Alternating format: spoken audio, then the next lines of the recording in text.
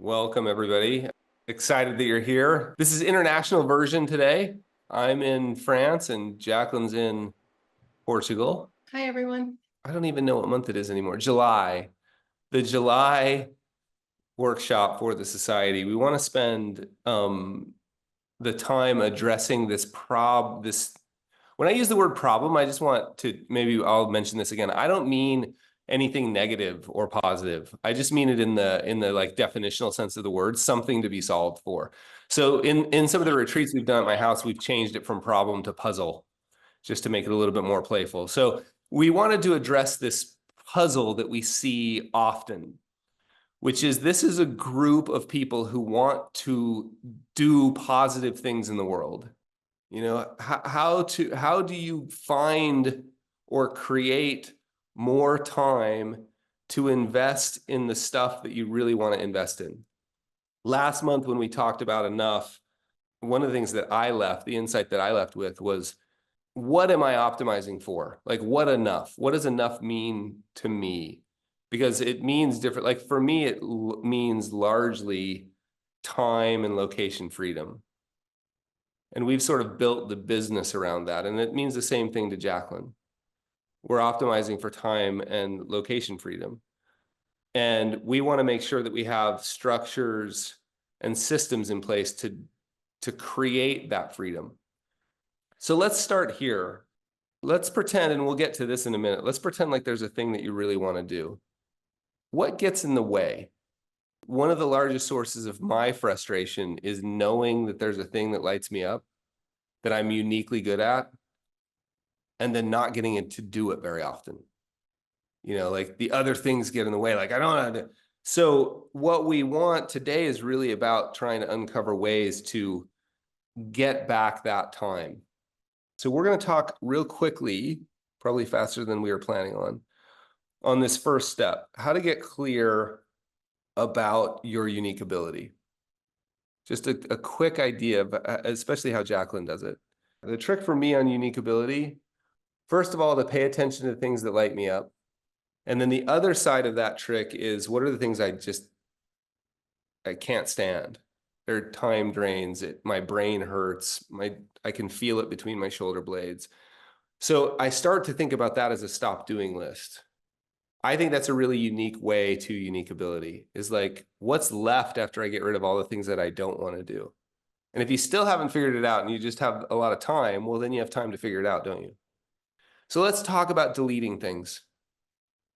And so let's just for a second, let's pretend like you woke up tomorrow morning. So those of you who are familiar with this conversation that I teach, it's called the overnight test. And you do it with clients with legacy positions, right? So they've got a legacy stock they don't want to sell that grandma gave them. And we use the overnight test for that. We're going to use it for your whole business right now. So let's pretend you wake up in the morning and overnight I blew up your entire business. I sold it, actually. It's gone. You've got the money's in a bank account and you get to decide what to do with it. It's not enough to retire on. You're going to have to keep working, unfortunately. But there's no legacy systems. You have no sunk costs, no emotional baggage, nothing. What of the things that you were doing yesterday would you no longer do? I'm a solo with the remote support. And I always go through the internal battle of, do I create systems, processes, workflows, become more efficient if I'm really the one that's going to be operating the systems and the workflows and the processes? And so that's kind of like the backdrop. And then I think Jacqueline, correct me if I'm wrong, but I think I'd written to you saying like, all right, I want to take on this project. I want to delegate. I want to delete. I want to become more efficient. Where do I start? I mean, that feels like this overwhelming undertaking. Like, where do I take the first step? Where do I take the first bite? So it's really interesting to take yourself through this experience. So I know Russ for a really long time. And let's take two approaches. One is, okay, where do I even start? I would start with energy. It's a very different place than where Jacqueline would start. Like I would just be paying attention, like, I really don't like that. Jacqueline, where would you start? I would start with the time audit, but it's not forever, right? It's like literally you do this one time in a day and you you will see it. It doesn't lie. Like you have to be honest. Like it's just quite like clear for me to see it in black and white. And then that's where I start crossing things off. Yeah, it's incredibly valuable. The rescue time thing that basically did an automated version of this for me was so life-changing for me. It because of what I learned. Like I was totally lying to myself. So push really hard on delete. Push really hard on getting clear about the things that you do. So let's dive in a little bit to what are we talking about now? Delegate or Automating. I think automating, because I think a lot of people think like let me speak for myself. I feel a lot of pressure to automate things, right? Like especially having a background in tech, like, oh, everything needs to be automated. But what I'm finding works better for the businesses is just having great systems, right? So things that are automated would be like meeting reminders sent for people who booked with you on Calendly, right? Calendly sends a meeting reminder.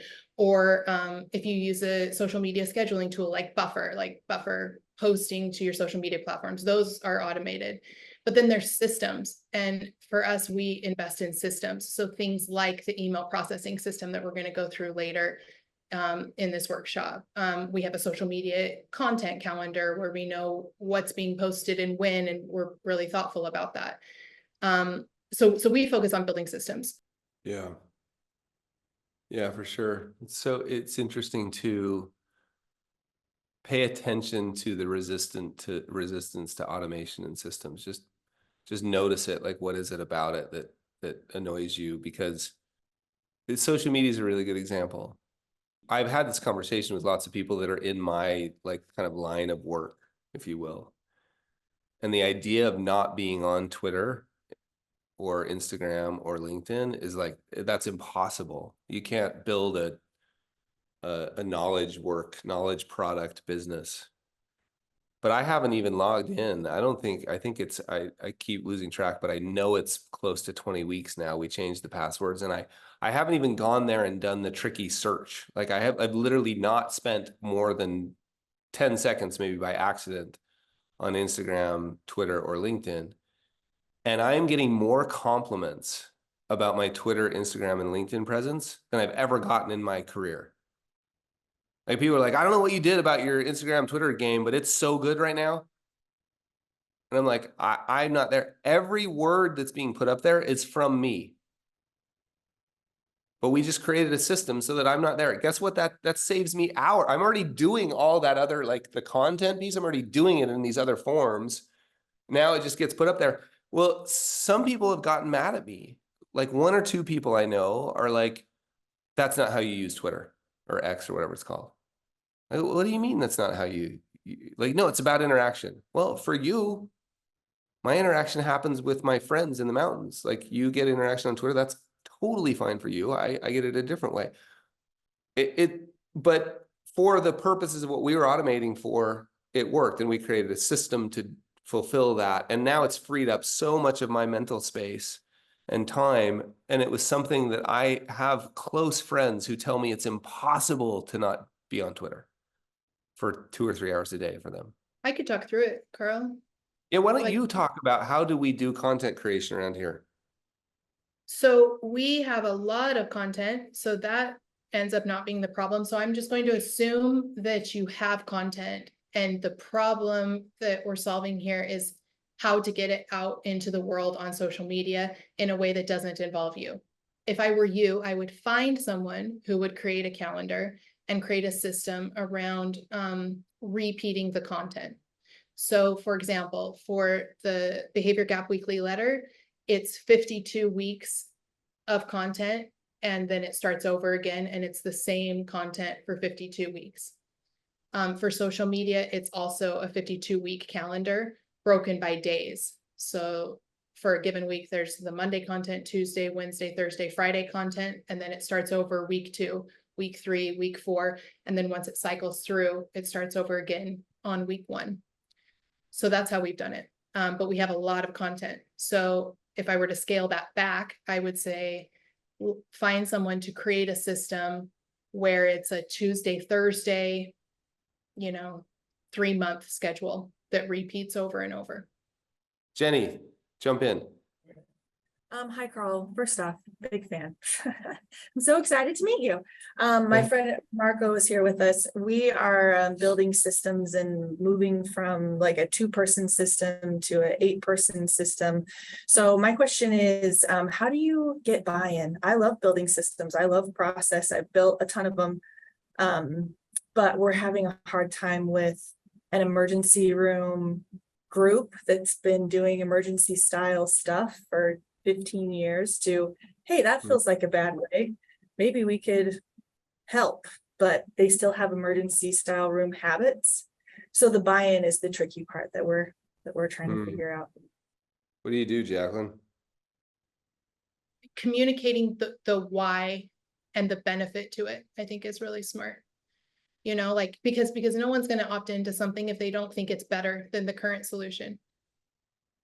So getting super clear on like, this is why, these are the benefits that we're going to see if we stick to this. Okay, what else before we got to go? All right, real quick. I have a support staff of four members. One does trading and investment research, one does insurance and scheduling, and then 2 do all the financial planning inputs and just kind of ad hoc stuff.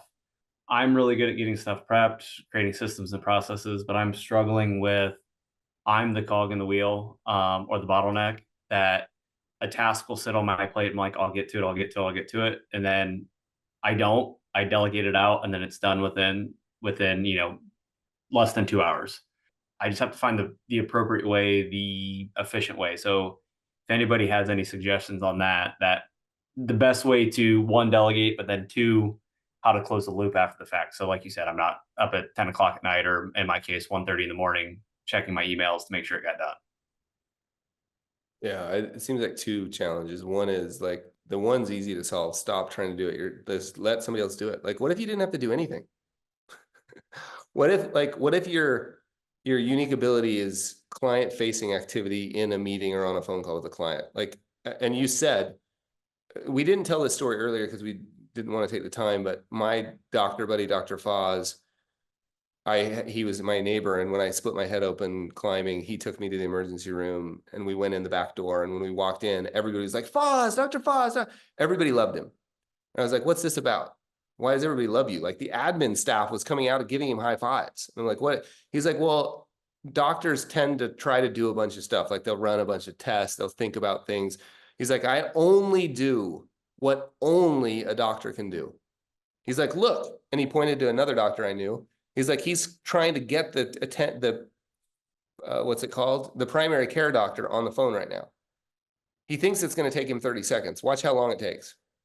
Somebody else could have gotten the primary care physician at least on the phone and said, Dr. Foz, the primary care physician's on the phone. Or even better, get the primary care physician, ask him these 3 questions, tell me the answers. He's like, I do that so things get done.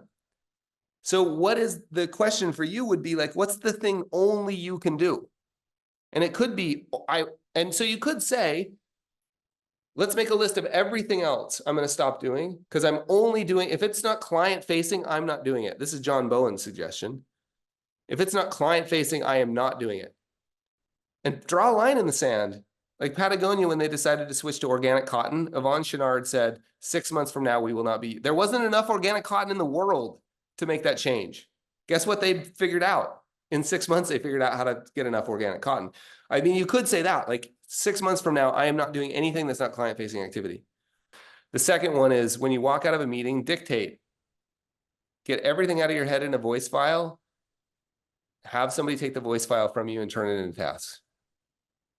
If a heart surgeon can do that, like if they forget something, you die. Like you can do it. Just literally walk out, dictate, move the voice memo in your phone into a Dropbox folder and let somebody else listen to it, get out the tasks and anything they're going to assign to you, say like, you got to talk to me about this. Let's figure out how to get it done. This is the last story. Derek Sivers, CD baby.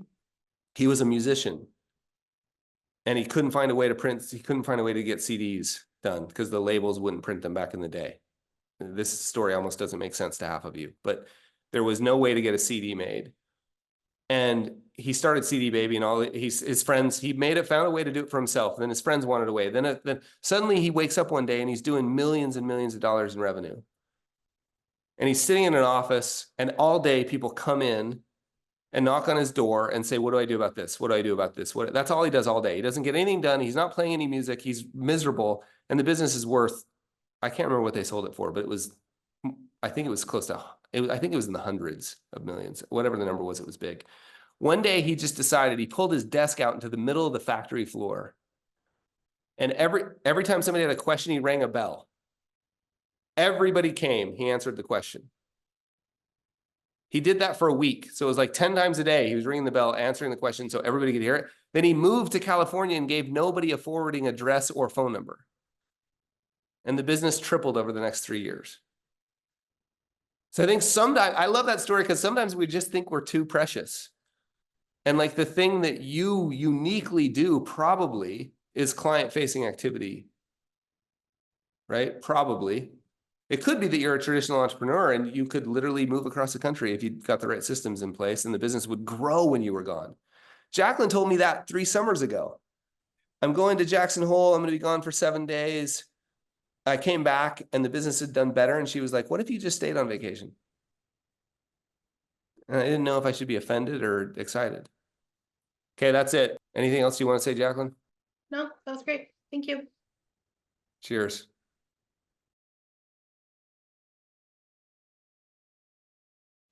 Hello, hello. I just told the others that Carl is traveling in Europe, so he wasn't able to make this call. It was kind of an unexpected trip. So I'm leading the call. So the questions that I have, one action you'll take away after today's workshop. And it could kind of be the same thing, but what was like the one thing takeaway? There were a couple of things that came up for me. First, just the question of like, what would I take away? What would I stop doing? It was more feelings that came up for me than tasks.